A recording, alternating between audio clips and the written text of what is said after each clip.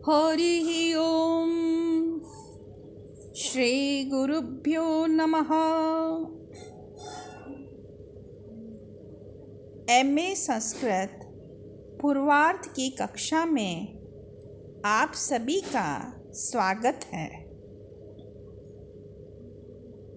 आइए सबसे पहले हम इस परीक्षा के बारे में और प्रथम प्रश्न पत्र के बारे में जानें। इस परीक्षा में 4 प्रश्न पत्र होंगे। प्रत्येक प्रश्न पत्र के पूर्णांक 100 तथा समय 3 घंटे निर्धारित हैं। न्यूनतम उत्तीर्णांक प्रश्न पत्र विशेष में 25 अंक, किंतु चारों प्रश्न पत्रों में मिलाकर 36% होगा। तात्पर्य यह है कि आपको प्रत्येक प्रश्न पत्र में कम से कम 25% अंक लाना आवश्यक है। प्रत्येक प्रश्न पत्र में 20 अंक संस्कृत भाषा के माध्यम से उत्तर प्रस्तुत करने के लिए अपेक्षित हैं। प्रश्न पत्र संस्कृत में बनाया जाएगा। विद्यार्थियों एवं प्राध्यापकों से अपेक्षा है कि अध्ययन अध्यापन का माध्यम संस्कृत रहे। आपका प्रथम प्रश्न पत्र, जिसका नाम है वैदिक वाङ्मय, इसमें 5 इकाइयाँ हैं, 5 यूनिट है। वैदिक वाङ्मय के अंतर्गत जो तीनों वेद हैं उनसे संबंधित कतिपय सूक्त निर्धारित हैं। सामवेद का 75% अंश ऋग्वेद पर आधारित है, इसलिए और वह ज्ञेय पद्धति पर आधारित है, इसलिए उसे हमने अभी पाठ्यक्रम में नहीं रखा है। आपकी पहली इकाई में प्रथम वेद ऋग्वेद से संबंधित कतिपय सूक्त निर्धारित हैं। इन सूक्तों के अध्ययन के साथ ही आपको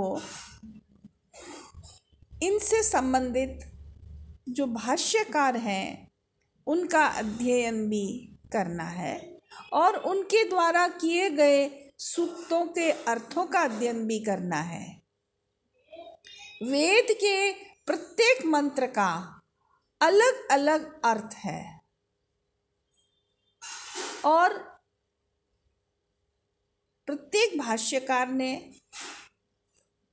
अलग अलग प्रकार से अर्थ किया है। वेद के मंत्र का यह वैशिष्ट्य है कि इसके विज्ञानपरक, भौतिक, याज्ञिक, आध्यात्मिक विभिन्न प्रकार से अर्थ हो सकते हैं।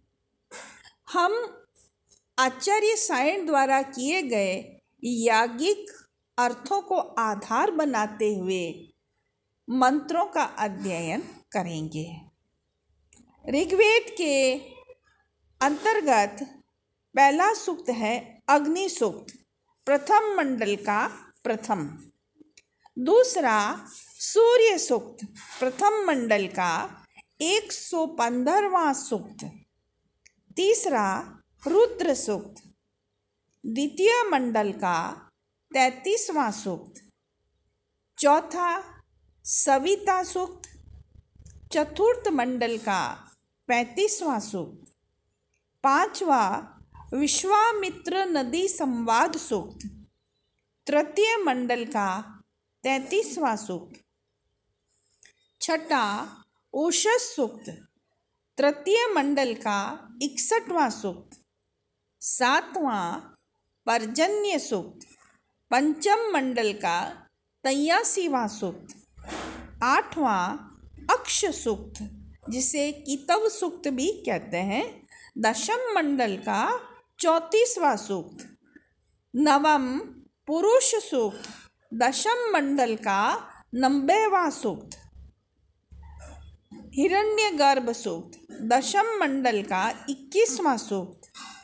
वाग सूक्त, दशम मंडल का 125वां सूक्त। और अंत में नासदीय सूक्त, दशम मंडल का 129वां सूक्त। तो ऋग्वेद में 10 मंडल हैं। उन सभी मंडलों में से कुछ सूक्तों को चुनते हुए आपके लिए निर्धारित किया गया है और ये सूक्त आपकी नेट की परीक्षा में और अन्य प्रतियोगी परीक्षाओं में भी पूछे जाते हैं। इसके अलावा पदपाठ भी आपको करना है। इन सूक्तों में से किसी एक मंत्र का पदपाठ करना है, जिसके अंतर्गत दिए गए जो मंत्र हैं उसका संधि विच्छेद करके प्रत्येक शब्द को अलग अलग कर दिया जाता है। द्वितीय इकाई के अंतर्गत यजुर्वेद के 34वां अध्याय, जिसे शिव संकल्प सूक्त भी कहते हैं, उसका अध्ययन आपको करना है। इसी इकाई में अथर्ववेद का जो मेधाजनन सूक्त है, प्रथम कांड का पहला सूक्त है। दूसरा शाला निर्माणम, तृतीय कांड का 12वां सूक्त है। राष्ट्र सभा सूक्त, सप्तम कांड का 12वां सूक्त है। भूमि सूक्त, 12वें कांड का पहला सूक्त। और ये इसके अंतर्गत 60 मंत्र हैं, तो हमें 1 से 15 मंत्र का ही अध्ययन करना है। और अंत में काल सूक्त, उसका हम अध्ययन करेंगे। तृतीय इकाई में कठोपनिषद, उसका हम अध्ययन करेंगे।